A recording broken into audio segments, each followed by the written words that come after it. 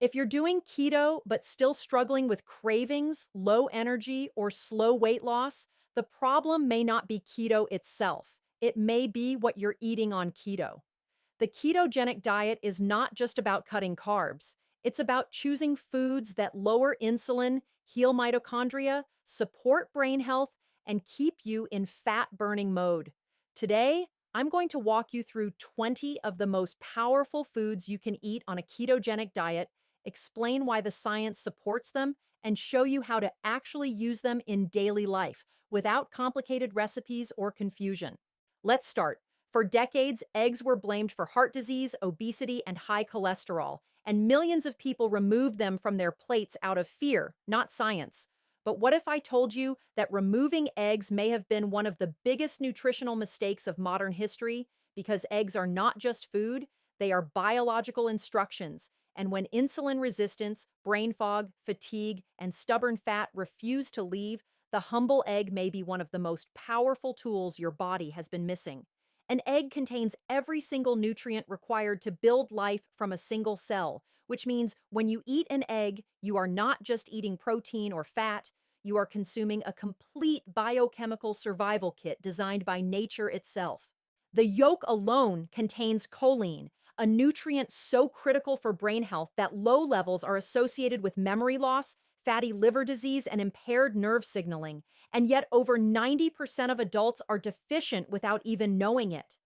Choline is essential for making acetylcholine, the neurotransmitter responsible for focus, learning, and muscle control. And when insulin stays high for years, choline demand increases.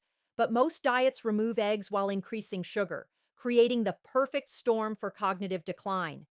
Eggs also contain cholesterol, and this is where the fear narrative collapses because cholesterol is not a toxin, it is a building block for every hormone in your body, including cortisol, estrogen, testosterone, and vitamin D.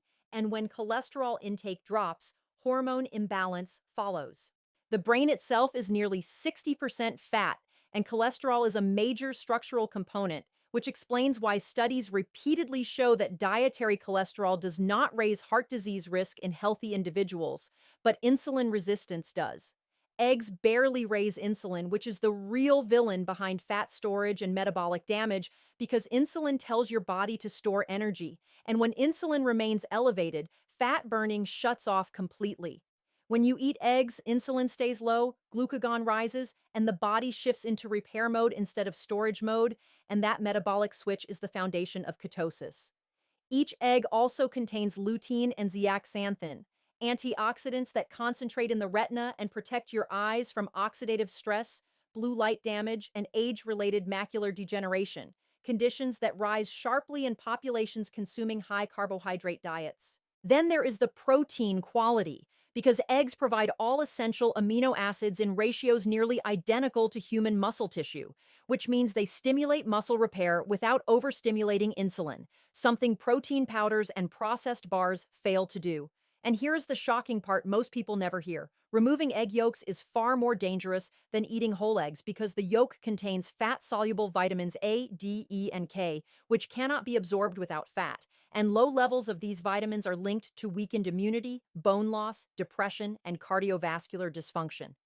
Eggs also support liver health, and this matters deeply on keto because fat burning increases the liver's workload, and without adequate choline, fat accumulates inside liver cells, leading to non-alcoholic fatty liver disease, now one of the most common metabolic disorders in the world. In fact, research shows that choline deficiency can cause fatty liver even in people who are not overweight, which explains why thin individuals can still be metabolically unhealthy. Eggs also regulate appetite in a way few foods can because the fat and protein combination triggers satiety hormones like peptide YY and suppresses ghrelin, the hunger hormone, which is why people who eat eggs for breakfast naturally eat fewer calories throughout the day without trying. This is not willpower, it is biology. And when insulin resistance improves, inflammation drops because chronic inflammation is fueled by repeated glucose spikes, not dietary fat. Eggs do not spike blood sugar, do not inflame arteries, and do not damage mitochondria, but sugar and refined carbs do. And yet eggs were blamed while sugar was protected. On a practical level, eggs are one of the most versatile tools on a ketogenic diet because they are affordable, fast, and adaptable. Whether boiled for fasting days, scrambled in butter for stable energy, or cooked in ghee with vegetables to increase nutrient absorption. Even the way eggs are cooked matters because pairing eggs with healthy fats improves absorption of antioxidants by up to 400%, while cooking them in vegetable oils introduces oxidized fats that increase inflammation. The truth is that eggs do not clog arteries. Insulin resistance does. Eggs do not cause heart disease. Chronic hyperinsulinemia does. And eggs do not cause weight gain. Constant glucose spikes do. When you eat eggs consistently as part of a low insulin lifestyle, the body begins to trust its fuel supply again. Hunger quiets, mental clarity improves, and fat loss becomes a side effect rather than a struggle. Eggs are not a keto hack, they are a metabolic anchor, grounding the body in stable energy, hormone balance, and cellular repair. And when you understand that, you realize the real danger was never the egg on your plate, but the sugar that replaced it. For years, butter was labeled a silent killer, blamed for clogged arteries, heart attacks, and obesity, and an entire generation was taught to fear it, replace it, and eliminate it. Yet during that same period, heart disease, diabetes, obesity, and autoimmune disorders exploded at a scale never seen before in human history. And that contradiction alone should make you stop and ask a dangerous question. What if butter was never the problem? And what if removing it broke something fundamental in human metabolism? Butter, especially grass fed butter, is not just fat. It is a signaling molecule, a metabolic regulator, and one of the richest natural sources of butyrate, a short chain fatty acid that your gut cells literally depend on to survive. Colon cells prefer butyrate over glucose, and when butyrate is missing, the gut lining weakens, inflammation rises, and the immune system begins attacking the body from the inside out. This is not theory, this is established physiology, and it explains why people with leaky gut, autoimmune conditions, and chronic inflammation often improve dramatically when they restore natural saturated fats instead of industrial seed oils. Butyrate also plays a direct role in turning off inflammatory genes, improving insulin sensitivity, and enhancing mitochondrial efficiency, meaning it helps your cells burn fat cleanly instead of storing it.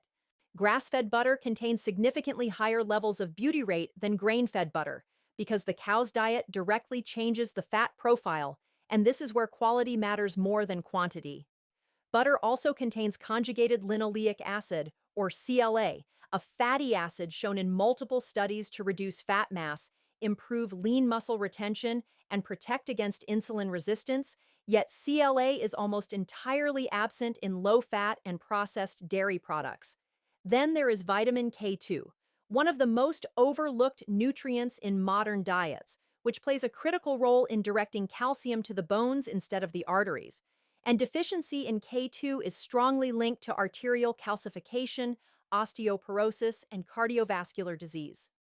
Grass-fed butter is one of the few reliable dietary sources of K2, and when it was removed from the diet, calcium intake went up, but cardiovascular risk increased because calcium without K2 becomes a liability, not a benefit.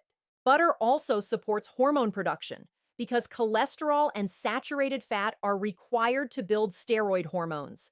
And when fat intake drops too low, hormone imbalances rise, especially in women, leading to fatigue, irregular cycles, thyroid dysfunction, and mood instability. Insulin resistance worsens this problem because insulin blocks fat burning and disrupts hormone signaling at the cellular level. But butter does not spike insulin, it lowers it, creating an internal environment where repair becomes possible. Ghee takes this even further because it removes milk solids like lactose and casein, making it easier to digest and less inflammatory for people sensitive to dairy, while concentrating fat-soluble vitamins and maintaining a high smoke point that protects fats from oxidation during cooking. Oxidized fats damage mitochondria, increase oxidative stress, and accelerate aging, which is why cooking with vegetable oils silently harms metabolic health over time, while ghee remains stable and protective even at high heat.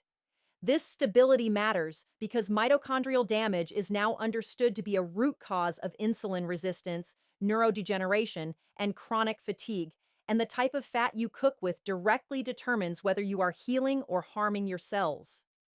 Butter and ghee also enhance nutrient absorption because vitamins A, D, E, and K cannot be absorbed without fat, meaning eating vegetables without fat is nutritionally inefficient. And pairing them with butter increases antioxidant absorption by several 100%, a fact demonstrated in controlled research. This is why traditional cultures always combined vegetables with animal fats, and why removing fat created widespread deficiencies that no multivitamin could fix. Another shocking truth is that saturated fat does not clog arteries. Damaged LDL particles do, and LDL becomes damaged through oxidation, which is driven by high blood sugar, smoking, inflammation, and seed oils, not butter. When insulin remains high, LDL particles stay in circulation longer and become more vulnerable to damage. But when insulin drops, lipid metabolism improves, triglycerides fall, HDL rises, and cardiovascular markers normalize, a pattern consistently observed in low carbohydrate and ketogenic interventions. Butter supports satiety in a way carbohydrates never can because fat triggers fullness hormones and slows gastric emptying, preventing the blood sugar crashes that drive cravings, binge eating, and metabolic chaos. This is why people who reintroduce butter often report effortless appetite control, stable energy, and improved mental clarity, not because they are eating less, but because their brain finally trusts its fuel source. Butter also supports brain health directly because the brain thrives on ketones, and butter provides the raw materials needed to generate them, especially when combined with fasting or carbohydrate restriction. Ghee, in particular, has been used for centuries in traditional medicine to support cognition, digestion, and longevity, long before modern nutrition science existed, and now research is finally catching up to ancestral wisdom. The removal of butter did not make people healthier. It made them metabolically fragile, dependent on constant glucose intake, and trapped in cycles of hunger and fatigue. When butter is restored in the context of low insulin, real food, and metabolic awareness, inflammation quiets, digestion improves, hormones stabilize, and fat loss becomes sustainable. Butter does not make you fat, insulin does. Butter does not inflame arteries, sugar does. And butter does not damage the heart, chronic metabolic dysfunction does. The real danger was never the butter melting on your plate, but the industrial oils and refined carbohydrates that replaced it. And when you understand that, you realize that butter and ghee are not indulgences. They are corrective tools, restoring the metabolic environment the human body evolved to thrive in.